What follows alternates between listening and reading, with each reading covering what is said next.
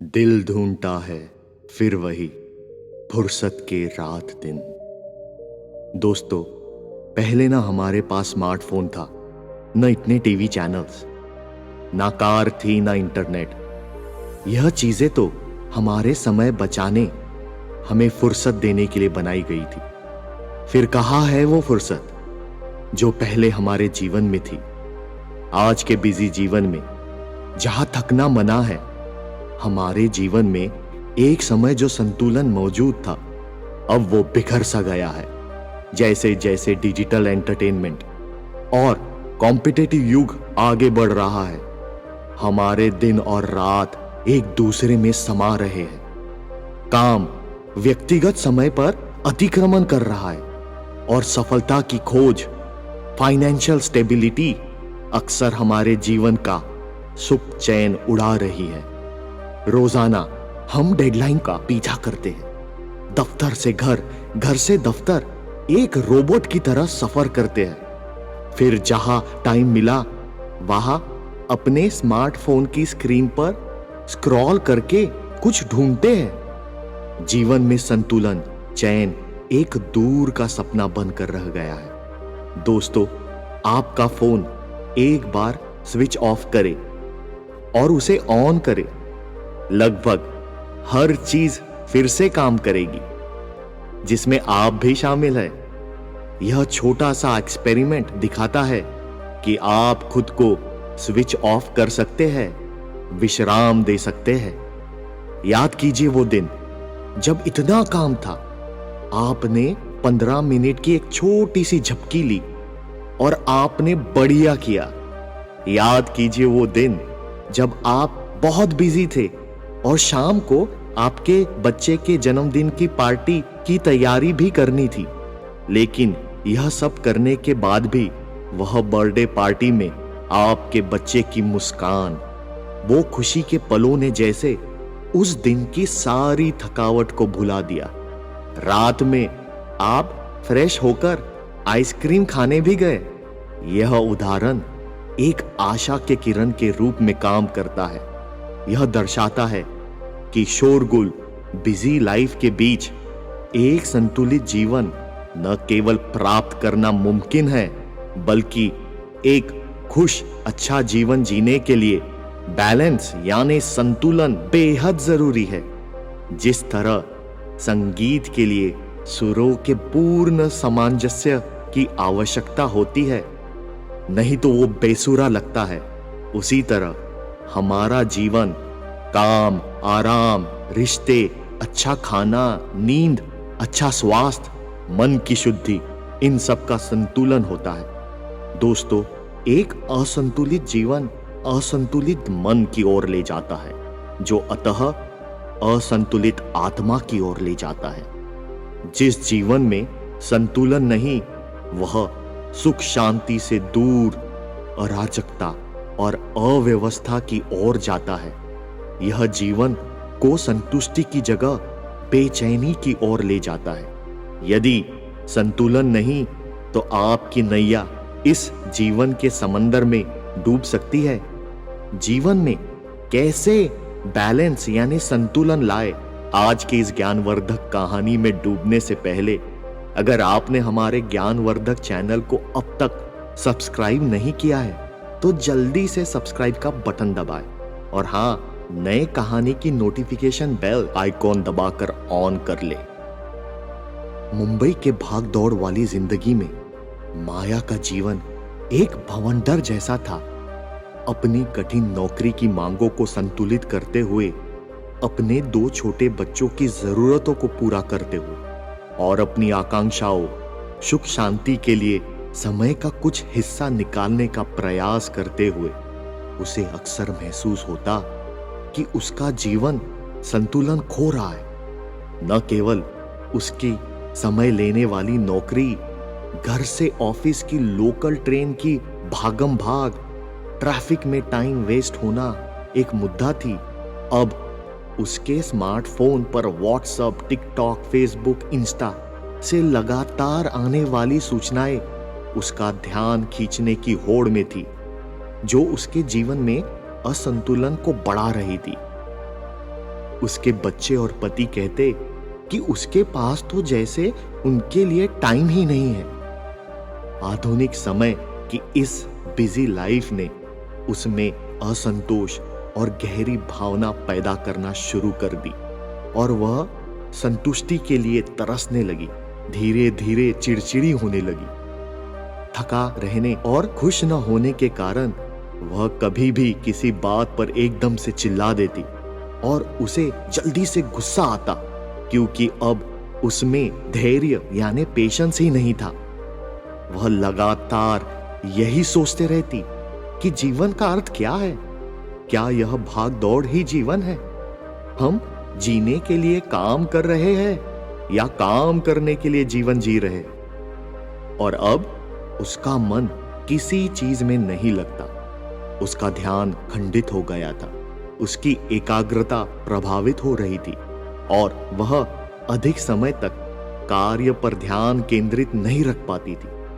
उसे लगता कि उसे अपने नौकरी, रोज के कामों से लंबी छुट्टी चाहिए, पर आज के जीवन में ठीक ठाक गुजारा करने के लिए 2 लोगों का काम करना जरूरी है, यह उसे मालूम था। अपनी मन की इस स्थिति में वह फंस गई थी। करे तो क्या करे?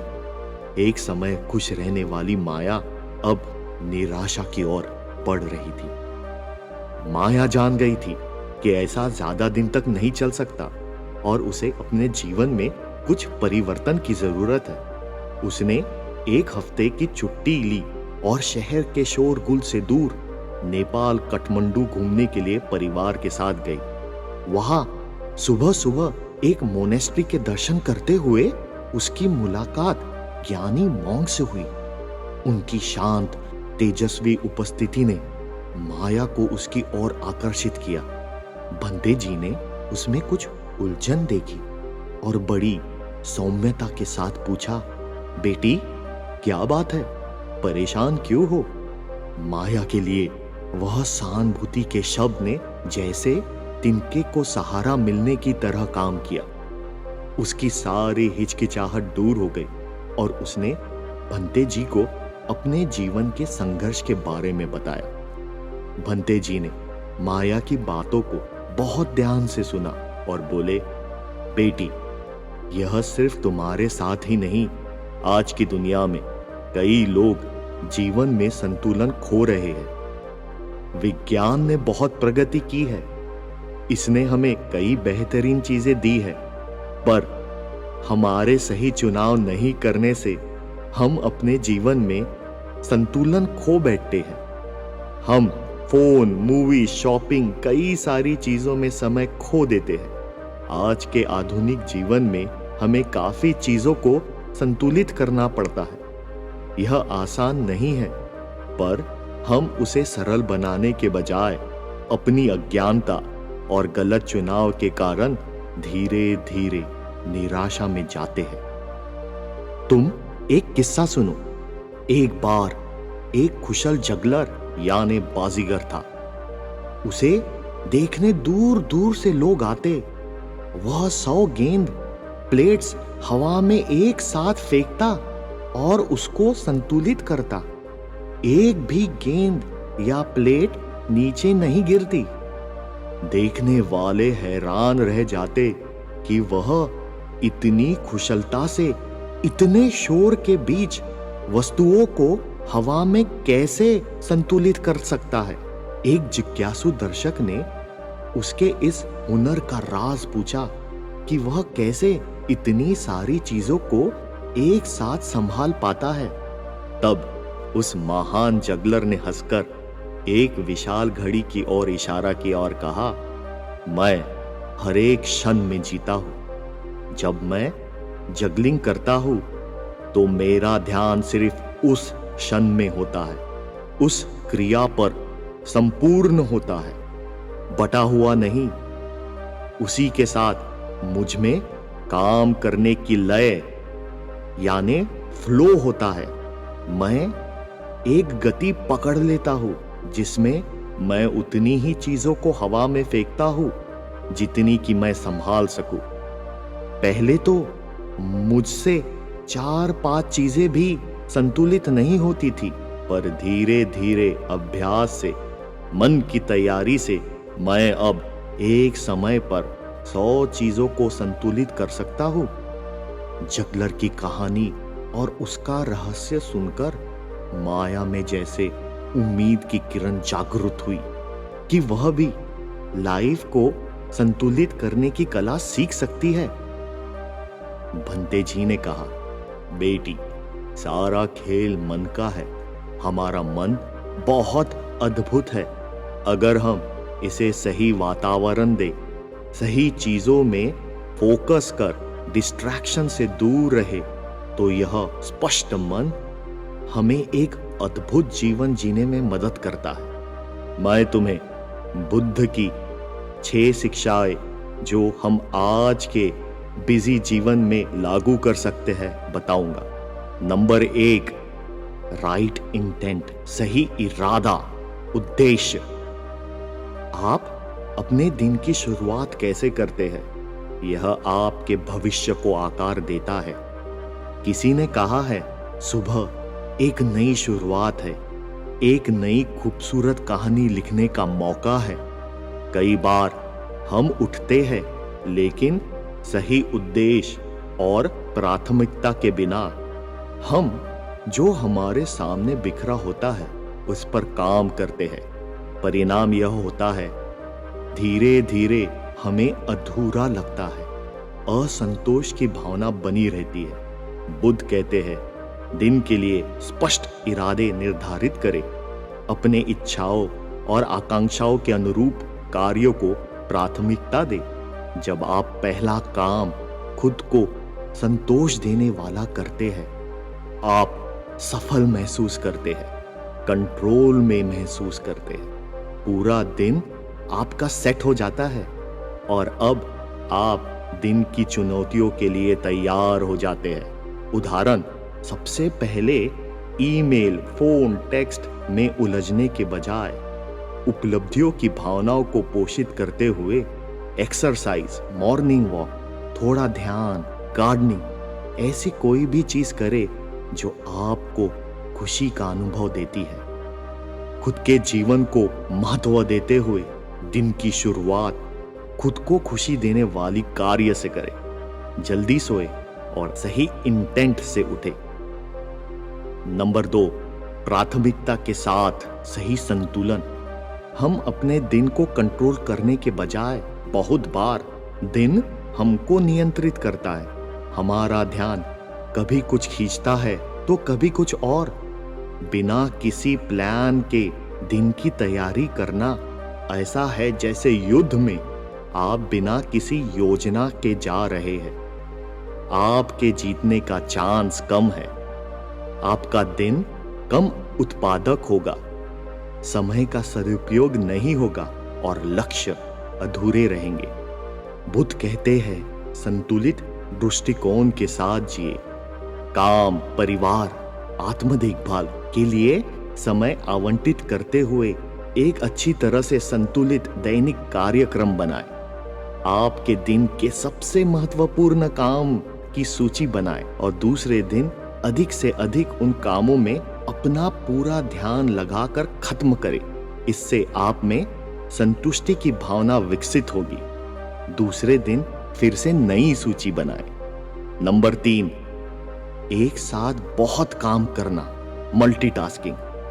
हम सोचते हैं कि एक साथ कई काम करने से हम बहुत काम खत्म कर सकते हैं, मगर इससे आपका ध्यान भटकता है।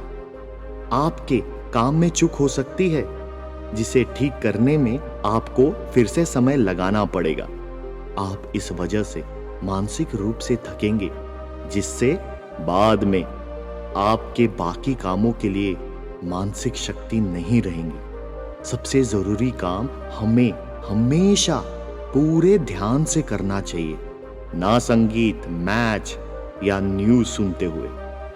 आजकल के वैज्ञानिक भी यह मानते हैं कि एक साथ कई काम करने से हम कम उत्पादक होते हैं। याददाश्त कम होना, तनाव, मानसिक थकान और हम कम रचनात्मक हो जाते हैं। बुद्ध कहते हैं प्रत्येक कार्य पूरी तरह लीन होकर करे, ना भूत के विचार में, ना भविष्य के ख्यालों में खोए। वर्तमान क्षण में सचेतना के साथ काम करे। इससे उत्पादकता और संतुष्टि बढ़ती है। काम के वक्त काम करे, आराम के वक्त आराम, सोने के समय सोए और मजे के वक्त मजा करे। इन्हें मिक्स ना करे।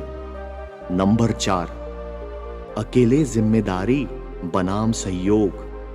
कभी कभी हम सारा काम खुद करने लगते हैं। यह आदत बन जाती है। बहुत बार हमें ना नहीं कहना आता। सभी जिम्मेदारियों को निभाना तनाव पैदा करता है। यह हमें थका देता है। बुद्ध कहते हैं सहयोग और टीम वर्क को अपनाएं, कार्यों का वितरण करें और मेरी वर्सेस हमारी उपलब्धि की भावना को बढ़ावा दें। ऐसा करने से आप अपना समय बचा सकते हैं, एक सहायक वातावरण को पोषण करते हैं और संबंधों को गहरा करते हैं। उदाहरण, टीम वर्क की भावनाओं को बढ़ावा देते हुए अपने परिवार को एक साथ मिलकर घरेलू कामों को बांट दे। घर में सभी रहते हैं और उसके काम एक या 2 लोगों की जिम्मेदारी नहीं। अपने बच्चों को उनके खुद के देखभाल, कमरों की जिम्मेदारी और उनके उम्र के हिसाब से काम दे। ऐसा करने से सब लोग एक टीम की तरह एक दूसरे की मदद करते हुए आगे बढ़ सकते हैं। नंबर 5, बिना सोचे समझे मीडिया का उपभोग। हम बिना सोचे समझे हमारे फोन पर स्क्रॉल करने लगते हैं, अनुत्पादक चीजों पर समय बर्बाद करते हैं। इससे हमारा ध्यान कम होता है, बेचैनी बढ़ती है। अंत में हमें लगता है हमने पूरा दिन में कुछ किया ही नहीं, वेस्ट फील होता है। बुद्ध जागरूकता के बारे में बात करते हैं। जागरूक होकर मीडिया का सोच समझकर उपभोग करें। ऐसी चीजें चुने जो आपके दिमाग, जीवन को समृद्ध करे और सकारात्मक बनाने में योगदान दे। सोशल मीडिया का उपभोग के लिए एक समय सीमा निर्धारित करें।